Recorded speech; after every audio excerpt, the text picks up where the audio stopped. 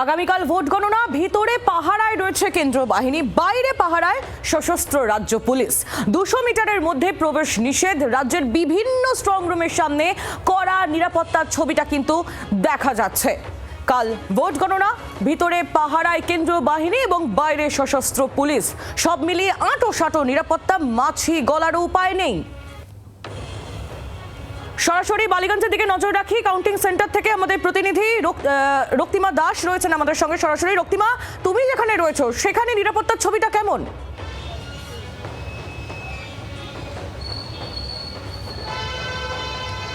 দেখো, বালিগঞ্জের একটি স্ট্রং রুমের সামনে রয়েছে। সেখানে প্রথমেই তোমাকে দেখিয়ে রাখি যে প্রবেশদ্বার যেখান থেকে মানুষজন ঢুকবেন, সেই প্রবেশদ্বারে কিন্তু একেবারে স্ট্রং নিরাপত্তা, একেবারে বলা যায় যে স্ট্রং রুমের সামনে কমিশনের তরফে স্ট্রং নিরাপত্তা রাখা হয়েছে। গার্ডরেল দিয়ে ঘিরে রাখা হয়েছে, বড় যে চৌকো গার্ডরেল থাকে সেই গার্ডরেল দিয়ে ঘেরা রয়েছে। এখানে দেখো কেন্দ্রীয় বাহিনীর জওয়ানরা রয়েছেন।